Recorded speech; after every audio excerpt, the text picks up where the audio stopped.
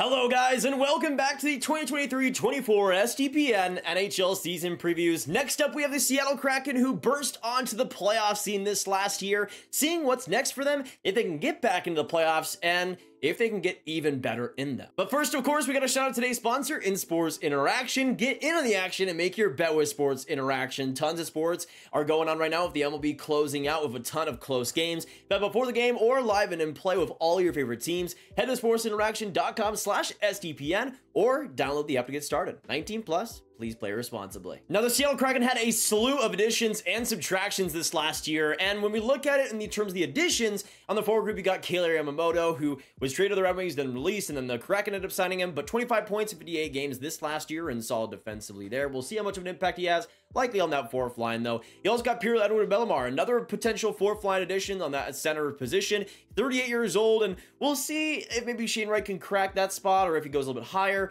Bellemare, though, likely to still get a lot of time next year as that great, solid defensive fourth line center. You also got on the defense, Brian Dumoulin, who brings a little bit of stability and some solid size to the defense, 25 points in 82 games last year, but not gonna light the world on fire in any one category. Then we go into the subtractions, though, and a lot of depth was lost for this Kraken team, especially on forward. You got Daniel Sprung as pretty much the main one for me, 46 points in 66 games last year. Nobody seems to realize how good Daniel Sprung was, and to me, I think, especially for Detroit, if he gets that type of production, that is massive for them. 21 goals as well, one of the best 5v5 producers out there last season, was brilliant. You also lose Morgan Geekie, who went to the Boston Bruins as a centerman, 28 points, 69 games last year. Ryan Donato, another center and winger, left. He goes to Chicago, another middle six-piece gone. You also lose Jonas Korpisalo, but that was kind of inevitable. He didn't even play a game in 2023 and was likely going to be gone anyways. You also lose Carson Soucy on the defense, a really underrated, stable D, goes to Vancouver and a division rival, which is always interesting.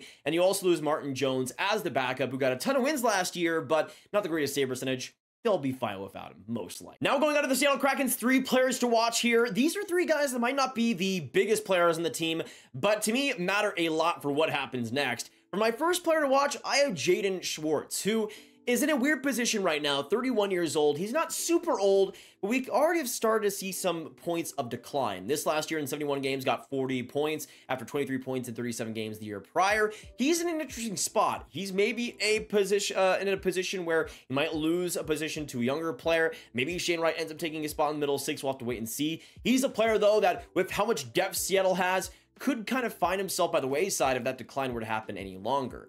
Then going on to my second player to watch here, next up I have Will Borgen, who was one of the most underrated D in the NHL this last year. 20 points in 82 games, really found his game, especially defensively, and was so good in that quiet role with the Kraken, and was really a D that they needed. 6'3", 205 pounds, brings good size too, and to me, he's gonna be really interesting. When you lose players like Soucy, he could kind of step into that Soucy role with that great quiet game, and to me, could be really instrumental to that defense next year. And for my third player to watch, I got Philip Grubauer, of course, the starter for Seattle. To me, with how much better he was last year, that was big for him, big for Seattle, but still, an 895 save percentage wasn't where he still needed to be.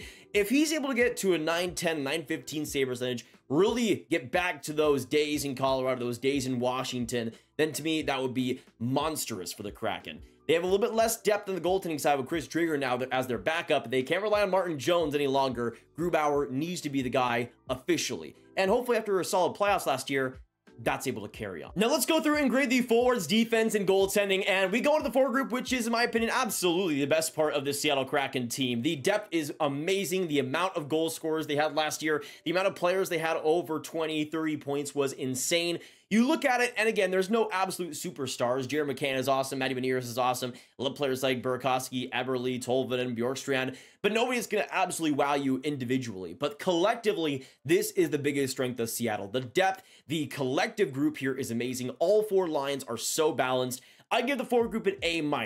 It is lacking a little bit of true star power, but this is a forward group that contends in the playoffs, plays a playoff game, can roll all four lines, bring some offense, bring some defense, and that's the versatility and that's the consistency that brought Seattle so much success. Then we go on to the defense, which I do think is a little bit downgraded compared to last year, losing Susie, but you of course bring in Brian Dumoulin potentially on that third pair. We'll see if Borgen's on the middle pair. We'll see what happens and how they end up putting it on the opening day. But when you look at it, I mean, Vince Dunn is fantastic. Larson is one of the best defensive defensemen out there. Same thing with Jimmy Alexiak. You got William Borgen playing his role great. Justin Schultz in a unique role too has been solid for them. This defense is great. It's solid. It's consistent. I give them a B+. Definitely one of the better D, especially in the Pacific Division. But then we go into the goaltending, and of course you got Philip Grubauer and Chris Driedger as the starter and the backup, and this is going to be something to watch here. Is that goaltending going to hold? Is it going to be okay enough? Because of course we saw how good Seattle was last year after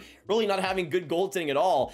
Will that be better? Will that be even better than it was last year? This to me is maybe the biggest point of potential improvement for the Kraken. If there's going to be any part of the team that gets a lot better, it could be the goaltending. But again, Grubauer and Driedger haven't shown that it could be so much better than they are right now. It could be a lot better, but that's a big if. And then going on to my question mark for this Seattle Kraken roster, is this defense good enough to shelter the goaltending again? With Susie, of course, going away and some depth being lost, is this Kraken defense up for the task of sheltering that goaltending like they did last year so incredibly well? Now, that forward group also helps a lot with how many solid defensive players they have on that roster, so it's a good collected defensive group, which helps. But we'll see how much that goaltending is going to be able to be sheltered, because that was a problem that kind of came up in the playoffs as they got better and better teams, was facing off against those shooters, against that amazing offensive competition. That defense taking that next step even bigger will hopefully help them not just in the regular season, but in the playoffs too.